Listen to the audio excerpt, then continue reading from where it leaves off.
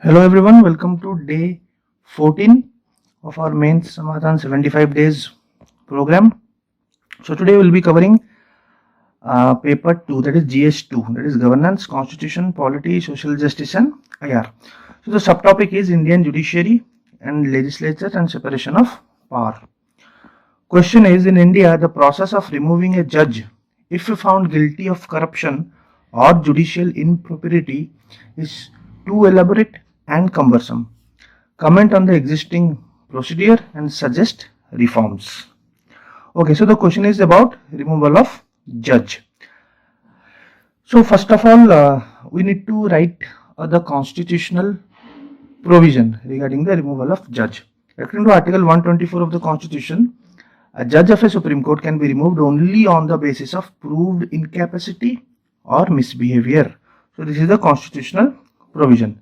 Now coming to the process of removal, an impeachment process or an impeachment motion can be filed either in Lok Sabha or Rajya Sabha with 100 member signature for Lok Sabha or 50 member signature for Rajya Sabha.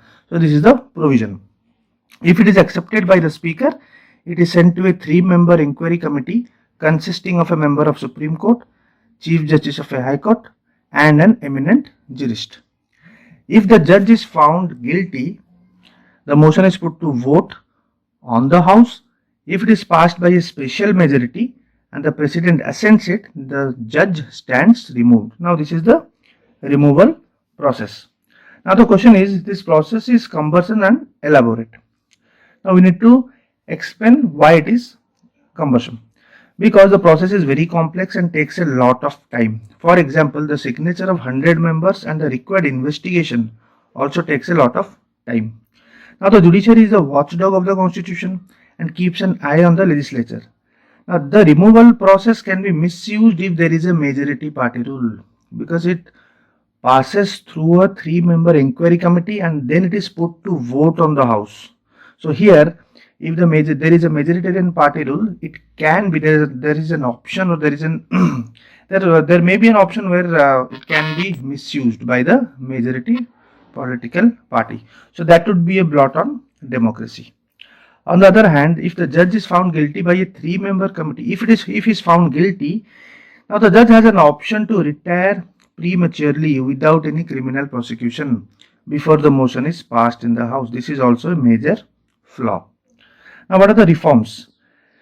In 2010, there was a bill, the Judicial Standards and Accountability Bill. Now it was not passed at that point of time. So this needs to be passed because, or some bill which mentions or has provisions about the standards and accountability. It has to be passed as it lays down the enforceable standards for conduct of judges. A framework needs to be set up where the judge held guilty would not be able to retire if the impeachment motion is in process. So there has to be a change in the provision, because there is a provision which we have mentioned here, because there is an option to retire prematurely without any criminal prosecution before the motion is passed. So the same way forward we can write here. A Judicial Performance Commission can also be set up as in the United States. Recently, 2019, the Supreme Court upheld the Delhi High Court judgment which ruled that CJI and other justices of Supreme Court are liable to disclose information as in the case of other public authorities under the purview of RTI. Now once it comes into the RTI, then like the normal citizens can know, like it will enhance the transparency aspect. So it is a step in the right direction. Therefore, the above reforms can be taken as integrity of the judiciary is the steel word that protects our democracy.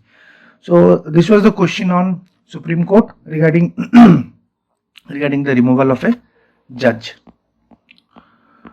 So presently we are running the ethics batch. If anyone wants proper answer writing on ethics and all 9 chapters content in a very technical way,